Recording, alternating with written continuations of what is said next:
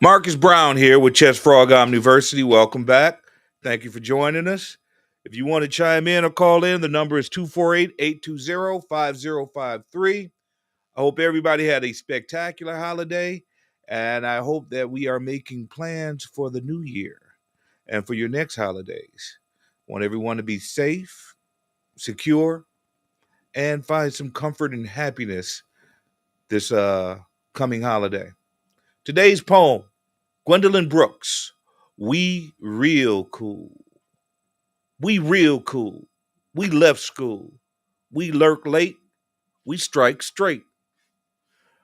We sing sin. We thin gin. We die soon. Gwendolyn Brooks. In today's news, we have a couple of interesting things, or a few interesting things that's going on right now. Woman by the name of Desiree Poole, age 41, was struck and killed by a police car. It's on dash cam back in September. The family's upset with this event because the police decided to share the video of this 41-year-old mother being killed in front of her children by a police car. They decided to share this video without alerting the family. And there's no telling what kind of trauma those kids are going through right now, having to witness their mother get hit by a bus. I'm not hit by a bus, but getting off a bus and then getting hit by a police car. Uh, we'll give you more on this story as things develop with that. And some brighter, happier news. Eddie Murphy's son, Eric, and Martin Lawrence's daughter, Jasmine, are engaged. I'm wondering what product is going to come from this marriage. Are they going to be hilarious or what? I don't know. If I was in the entertainment industry, I'm not sure if I'd want my children to follow. I'd want them to take the wealth and apply it elsewhere, or try and figure out some other way of making it intergenerational. But there have been some success stories with children of other successful people, and there's been some horrible flops of children of successful people not having the talent of their parents. Let's see if the grandchildren of Martin Lawrence and Eddie Murphy are funny in a good way. In other news, in Colorado, 3 black triplets have graduated as valedictorian. 3. All 3 of them graduated high school at the same time, triplets. Well, I guess they're the same birth date, but they all graduated as valedictorian. That's an impressive goal right there. That's an impressive thing that should be celebrated. So we're not always focusing on the negative news. Let's celebrate this positivity and use it as encouragement for our children also to be trying to strive for the best and trying to do things academically that is above the watermark or above the averages for people. Also in the news, CRT, critical race theory. Critical race theory is teaching kids truth. Basically, critical race theory is truth. When you tell children that Europeans came to America and committed genocide, that's critical race theory. The problem that's going on in America, though, is they want not to teach this because of the impact that it potentially has on the children's self-esteem. White children find out that their ancestors killed, murdered, maimed, raped, kidnapped, did a whole bunch of atrocities, and still have not paid for those debts. They're still holding on to the land, the property, the efforts of a number of African Americans who have never been truly compensated. You start looking at things that happened post-slavery. We start talking about Tulsa, Black Wall Street. We start talking about Rosewood. We start talking about a number of other towns that were raised by white folks. Raised meaning they set fire to it, burnt it, tore it down. Yeah, it's one of those times where an English word, the word raise, actually means the opposite of its homonym. Talking about critical race theory. Churches in Florida are thinking about teaching critical race theory since it's been banned in Florida. I think this is a pretty good idea. I think that other churches and other communities should follow suit.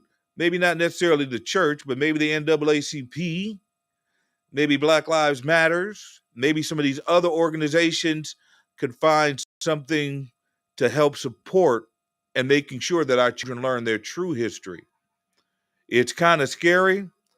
I saw an AI commercial the other day, and it was a recreation of the 60s protests where police had fire hoses, police had dogs, and police were trying to block civil rights protesters who were organized peaceably, but had water hoses and dogs turned on them. But inside this new reimagining, this post CRT reimagining, they actually had black uniformed cops as the ones helping with the hoses, helping with the dogs. Bull Connor is definitely not African American. Most police forces back then were not integrated.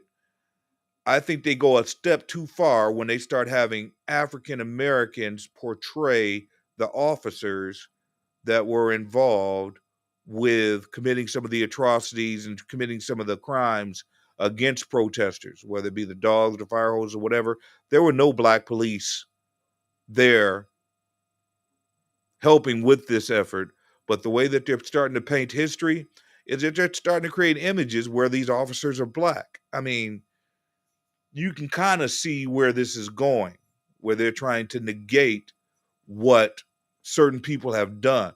Well, it shouldn't matter who's portraying the race of this person or that person. If it doesn't matter, then why does it matter when it favors one side or another? It's one thing to take the ancient Egyptians and give them blue eyes and blonde hair. It's another thing to start taking actual footage and video recordings of white officers committing all these crimes and replacing them with AI generated officers that are black, holding the fire hoses or sicking dogs on their own people. It kind of sends a strange message to our children, and it's something that we should be on the lookout for and complaining about. CRT is no joke. It's important that we know our history and that we don't just accept the whitewashed versions of history that eliminate parts of the truth. If you don't want people to talk about it, then don't do it. I think the Bible says something along the line, that which is whispered in the darkness shall be screamed from the rooftops, something along those lines. If you commit a sin, it's going to get found out. There is reciprocity and karma in this world. And I think it's just totally audacious for people to have committed genocide, murder, rape, and all these other things, and then try and deny the history of it or try and prevent people from learning the history of it. Yeah, you got criminals out there that try and hide evidence. They have laws against that. But we'll see what happens in the future. So I got a question for you. Yes, sir. Um, is there any recourse to these religious institutions that are,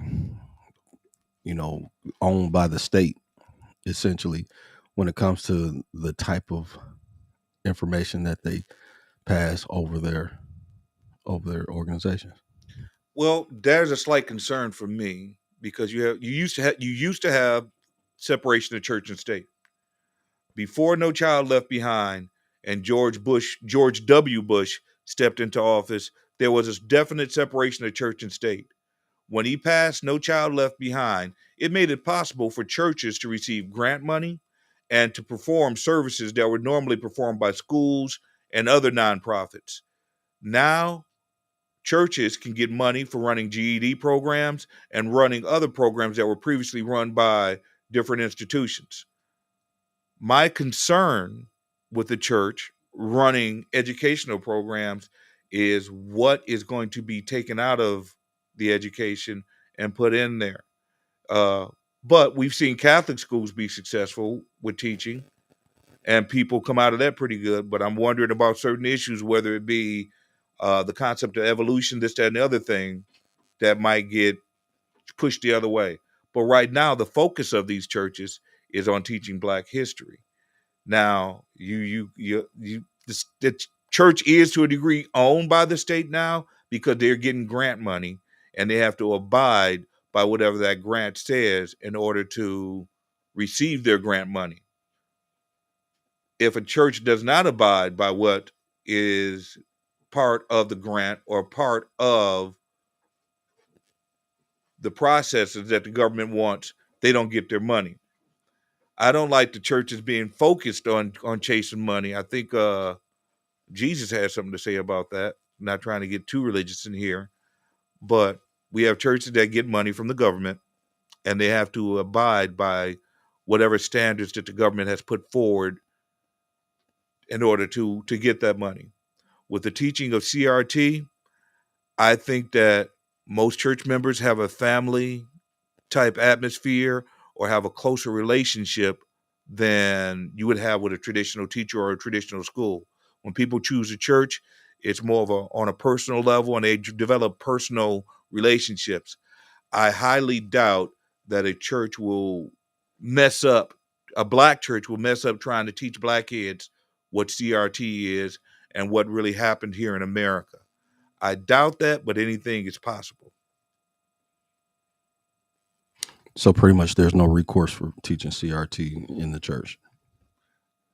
I could see somebody trying to go after the church, but then you step into that separation of church and state. You can teach whatever, depending on what your religion is or what faction you follow, you can pretty much teach whatever you want to inside the church. So you need to establish a church called the Church of CRT. I wouldn't say all that. I would hope that the church has been the backbone of our community, especially during the civil rights movement. Right now, I see them chasing more money than chasing rights like they used to. I don't see them out in the streets protesting with BLM or protesting police shootings. A lot of churches have become political entities where they don't want to, quote unquote, infringe on their grant money or be turned down for grants by being the outspoken church. So, yeah, the churches are sort of paid for, but the initiatives like this, which shows them being proactive with dealing with the CRT issue, I think is a good step for churches. Okay. I guess my biggest thing is the people that don't want to have CRT in the school system, or just that the history of the enslaved American to be taught. Um, I don't think that they're going to stand by and allow the enslaved descendants to just have any kind of opportunity to teach or educate um, their youth according to the whole story and not just his story. I taught for over 25 years. I was also an administrator. And the way that social studies is presented in this country, the way that textbooks are selected, they are selected from a very conservative point of view. If you look through some of these textbooks, our story isn't in them. They don't go into detail with Malcolm. They don't go into detail with Nat Turner. They don't go into detail terribly with slavery. Right now, they're still teaching that the Civil War was fought just over slavery when there were a whole bunch of other compounding issues that brought this country to civil war. Well, we did have a huge Revisionist, yes, history. The Daughters of the Confederacy right? were a huge proponent of making sure that the history they wanted was put out there and put forefront. And then when you look at the conglomerates or corporately, you have wealthy people that bought the school system in order to be able to control, for one, how people were taught in order to teach them to become workers, and then for two, to teach them what ethics they wanted them to have. There's no coincidence. There's no coincidence that schools, factories, and prisons look an awful lot alike and are operated by bells and systems and lines and so forth. When compulsory schooling became formal just about 120 years ago, They pulled kids out of the factories because you literally had 10, 11-year-olds working inside the factory, but there was a push with immigration coming, shortage of jobs. They wanted adults to take those jobs. You also had the birth of Henry Ford's factory system and cars and automation and the concept of factories being spread like wildfire. So you needed these adults being put in place. You needed social control so these kids wouldn't roam in the streets creating gangs and doing X, Y, and Z. So education became compulsory to the age of 16. Factories started adopting a system where they would only accept high school graduates, and they would look at things like, did you attend school every day? They wasn't really concerned so much to the extreme with behavior, unless your behavior was totally out of the box. But most schools would produce something that looks like a factory worker. This person was able to go all their time through school following orders. This person adhered to the bail system, adhered to the scheduling system, sat inside of a school for 8 hours. They can sit inside of a factory and work for 8 hours. Right, and I get what you're saying. I guess for me, in totality, because we live in a capitalist under a capitalist system, it gives itself the ability to ignore people's ideologies and their issues on a larger scale for the larger view of capitalism. So, like, if your story, your issue hurts the overall system, then we're going to minute or cause you to have a smaller voice because we need the capitalist system to work. And if you happen to have been one of the cogs in the wheel that had to be sacrificed, then so be it, because the system has to work. The system has to work, but there's something that we need to remember. There was a system in place in this country that said African Americans couldn't learn to read. You would lose a toe, a finger, an eye, or have certain punishments levied against you depending on what state you were in. But that If still falls under capitalism. that falls under capitalism, keep your workers ignorant so that they don't try and rise up and try and steal your profits, basically, or try and make profits for themselves. But part of that system also put us inside of a situation. We had segregated schools, then we had integrated schools, but we never did get integrated schools. My father, born in 1950, attended school with white kids. I attended the same schools as my father and never had a white kid in my class. So white flight took all the white kids out of Detroit, and I wound up going to school for the first 8 years of my life with only black kids. When my father, born in 1950, before desegregation, had more white kids in this class. So it actually had an opposite impact. We never fully desegregated schools in America. And you still have a lot of schools that are under federal mandate. You might have white kids there, but we're still inside of a segregated school system because you have a lot of all white schools and a lot of all black schools. You got a few mixed schools here and there. But the most important thing that I would stress to parents and to the listeners out there is the number one teacher of your child is you as the parent. If you are someone's mother or father, you need to be talking about what's going on in current events, whether it be someone being shot by the police or different things happening with the elections, or when you're discussing true history, because the history books still don't tell Muhammad Ali's story the full and correct way, and it's been cleaned up a little bit so that people will be more accepting of Muhammad Ali's story or Malcolm X's story or any other story that's available out there. The number one teacher of every child is the parent. The first teacher of every child is the parent and the family. We need to be making sure that our children are learning our history. If we leave it up to others who don't have our same interests at heart to share our history, it's kind of backwards.